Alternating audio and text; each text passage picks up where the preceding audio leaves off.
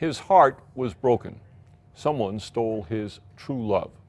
But then suddenly, months later, she was back, and he rushed to a happy reunion, only to have his dreams dashed again in an especially cruel way.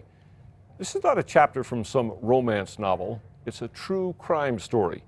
Tonight on Special Assignment, News 13's Kim Holland unravels the plot and uncovers the villains.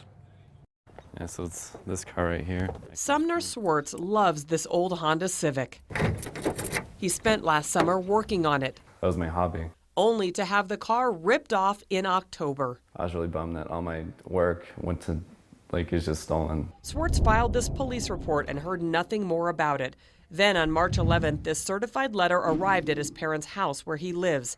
It said A1 Auto Recovery in Rio Rancho had the Honda and that the car had been there for 5 months. In fact, the company towed it the same day Swartz reported it missing, just blocks away from where he said it was parked. The tow company says somebody from this complex called saying the car was parked illegally in a handicapped spot and wanted it towed. But the real shock came when Swartz and his dad, Randall, went down to A1 Auto Recovery to pay the bill for the Honda. He said it would cost, just for storage, $2,025 plus towing. That was more than the car was worth. They told me to bring the title down. I says, no, something's wrong here, We're not going to give them the title. Once Randall Swartz threatened to get a lawyer involved, he says the tow company lowered the bill to $1,000.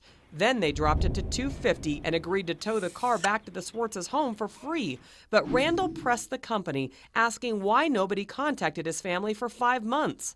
He started, swearing at me, F-bombing me. The Swartzes filed a complaint with the Public Regulation Commission, which oversees tow companies. Once the car is towed, the owner must contact the vehicle's owner and any lien holders within 5 days. If the Swartzes' allegations prove true, the PRC could file a misdemeanor charge and fine the company up to $10,000. The state agency is now investigating. If it's true, it would certainly be a violation. In the meantime, we wanted some answers. Hi. Can I help you? I'm looking for a manager I can talk to. I'm from News 13. Yeah, I'm the manager. A1 Auto's manager blamed the problem on 2 employees.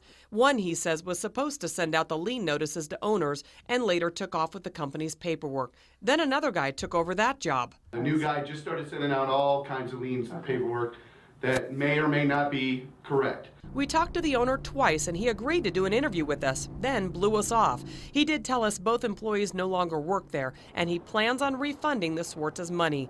But Sumner is out much more. He paid $6,000 for another car to replace the one that was sitting in the tow lot for 5 months. He says he never would have bought it if the company would have notified him within the 5 days as the law requires. Yeah, I love this car, but I have to sell it to pay off the car I bought. On special assignment, Kim Holland, KRQE News 13.